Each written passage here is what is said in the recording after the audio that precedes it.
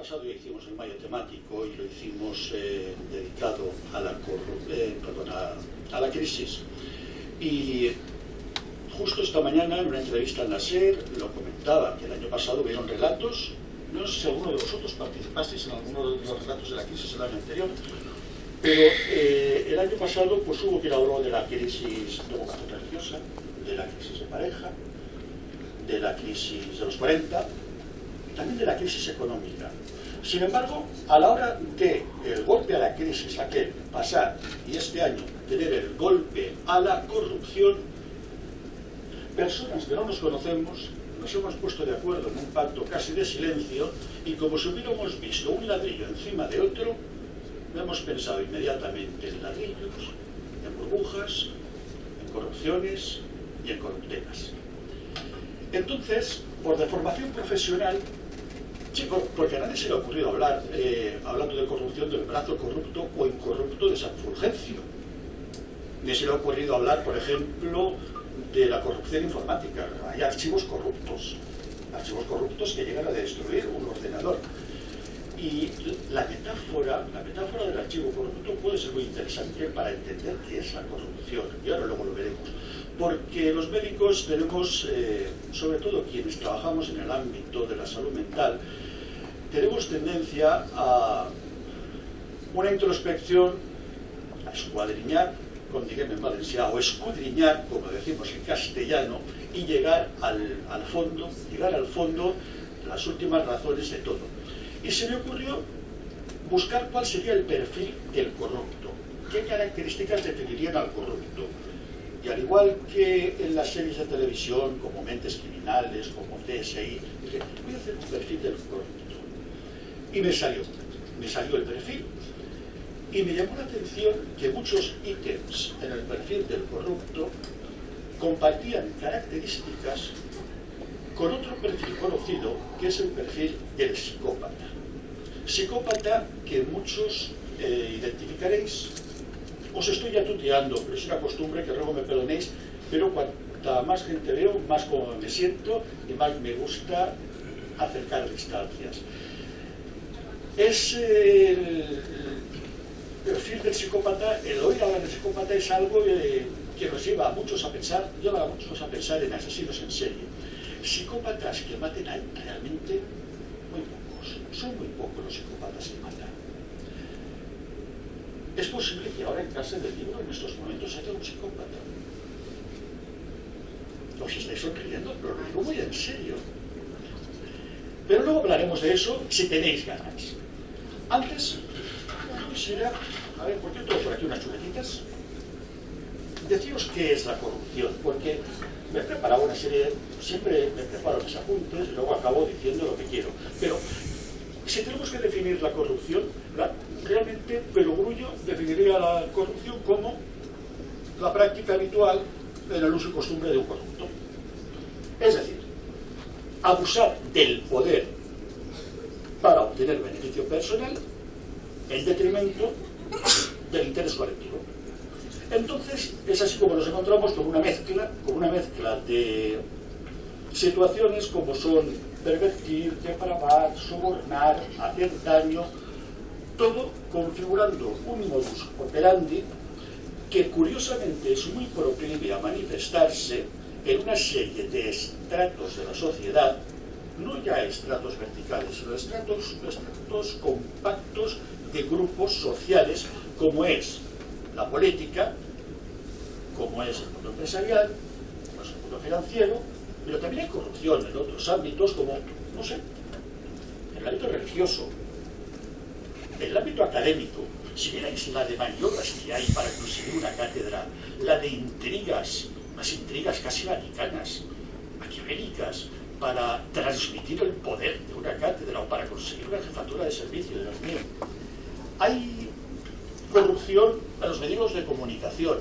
Mira, una misma noticia, te sale el teletipo de la agencia, bueno, ahora ya no son teletipos, pero es romántico decir que sale el teletipo, lo arrancas, miras la noticia, ese mismo teletipo lo cogen en La Razón, en El País, en el ABC y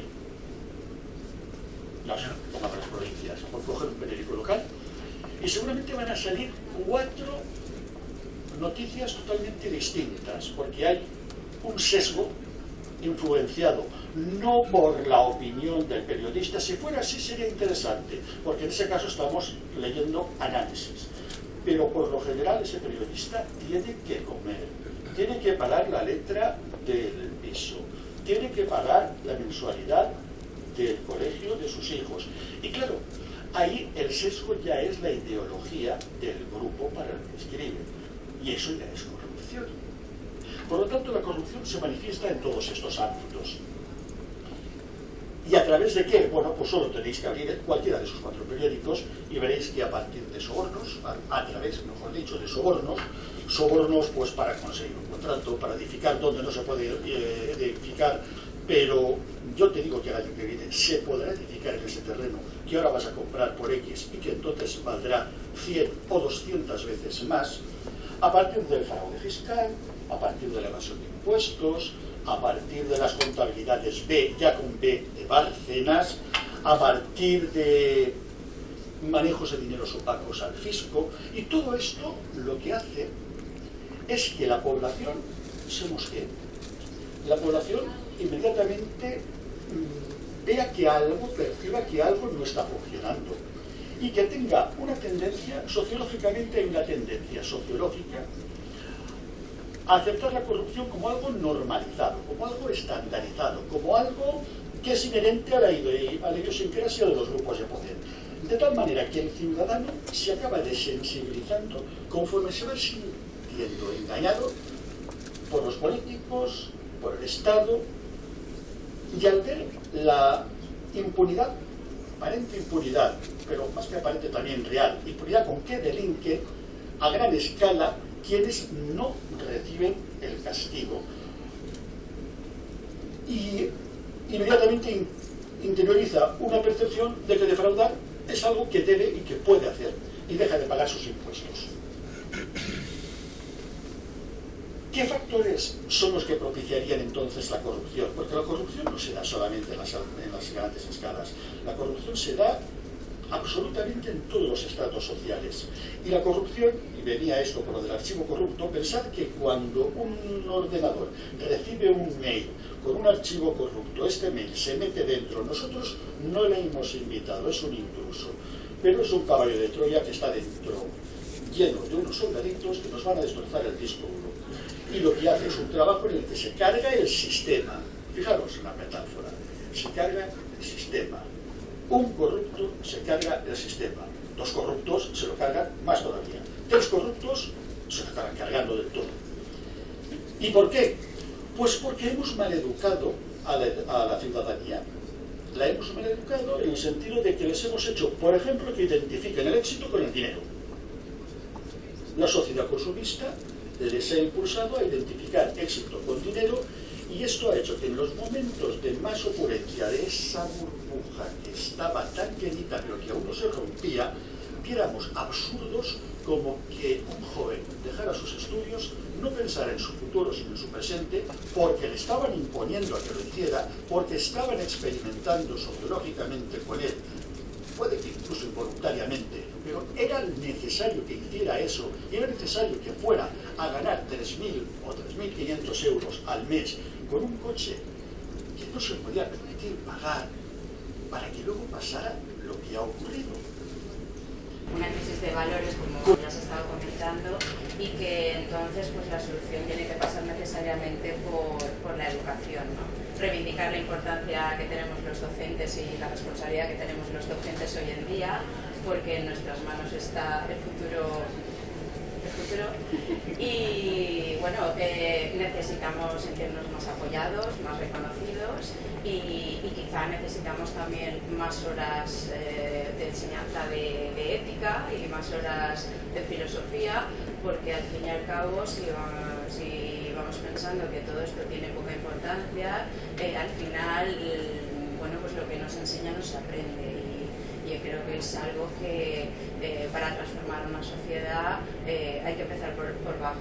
Por los que ya están corruptos, pues a lo mejor lo único que se puede hacer es bueno, pues penalizarlos o de alguna manera castigarlos con como la ley indique, ¿no? Pero tenemos por delante mucho trabajo que hacer con las nuevas generaciones, con los que vienen por bajo, y de manera que, como decía Alberto antes, acabe funcionando ese automecanismo interno, aunque sea en forma de remordimiento de conciencia y de un freno que no te deja hacer determinadas cosas, no porque nadie vaya a venir a decirte que están mal, sino porque tú mismo sabes que están mal.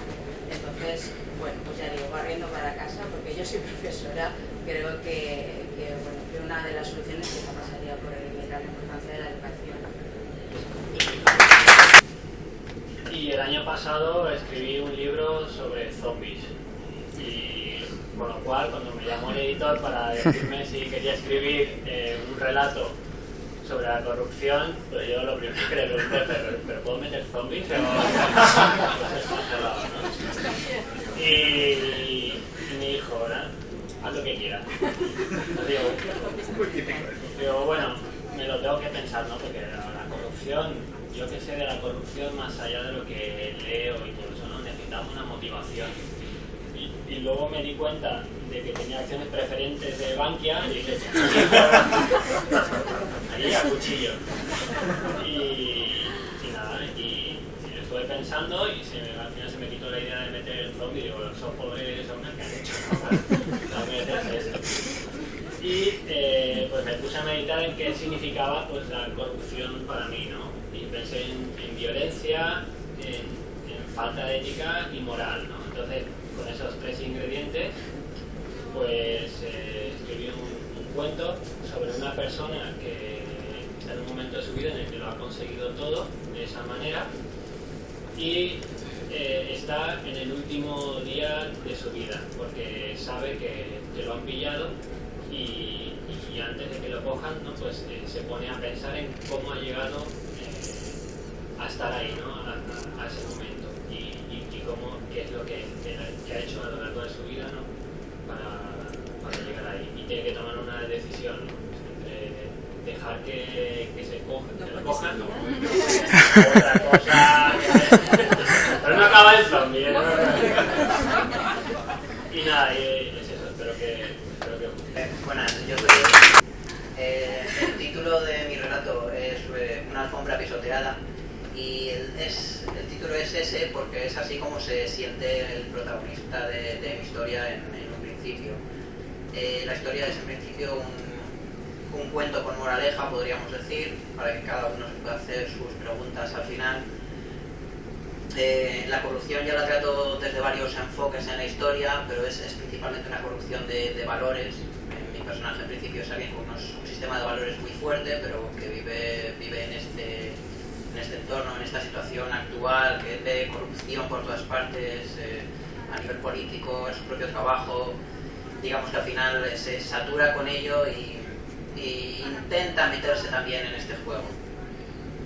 Y luego también cabe aquí valorar si todo el mundo puede ser corrupto y si a todos les puede salir bien la jugada. Y bueno, como tampoco quiero revelar más de la historia, creo que lo dejo aquí.